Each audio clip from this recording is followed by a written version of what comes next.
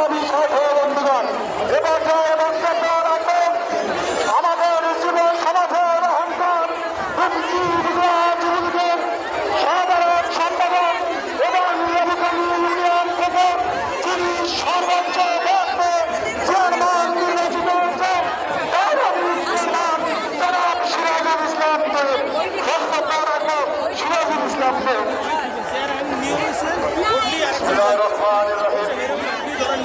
আজকের এই বিশাল জনসভার সম্মানিত সভাপতি উপস্থিত আছেন আমার জেলা শাহবাদী মানুষের বন্ধু, যিনি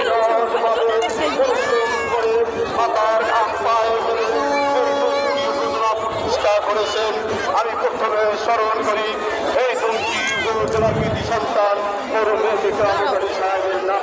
তারপরে আমি আজকের এই যে বিশাল জনসভায় উপস্থিত হয়েছেন আমার উপজেলার সর্বস্তরের জনগণ, আমার মা ও বোনেরা, আমি আজকের এখানে বক্তৃতা দেওয়ার সুযোগ করে দেওয়ার জন্য আমি প্রথমে আজকে আপনাদেরকে আমি কৃতজ্ঞতা জানাচ্ছি। আমি ধন্যবাদ জানাচ্ছি আমার নেবুখালীনগর পরিষদ থেকে হাজার হাজার মা বোন এবং হাজার হাজার বাবা সমতুল্য এই জনসভার সংযুক্ত হয়েছেন। আমি তাদেরকে ধন্যবাদ জানাই। আমি ধন্যবাদ জানাই দুমকি উপজেলার সর্বস্তরের জনগণ, সর্বস্তরের মা বোনেরা উচিত হয়ে আজকের মোটরসাইকেল সমর্থনে রশিদ হাওলাদারের সমর্থনে একত্রতা প্রকাশ করেছেন।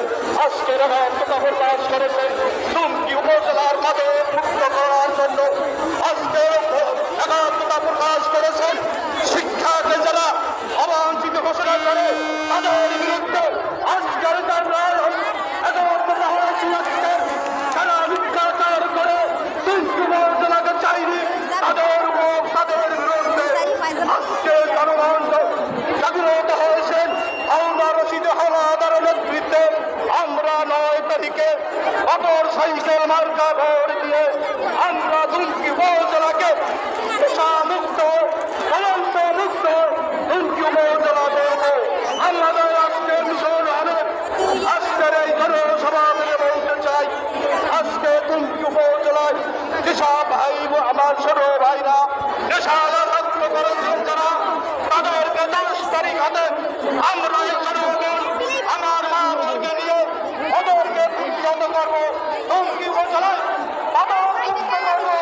এই ঘোষণা করে আজকের আমার মা বোনকে আমি ধন্যবাদ জানিয়ে আমার মুরব্বীদের ধন্যবাদ জানিয়ে আপনাদেরকে আমি ধন্যবাদ জানাই।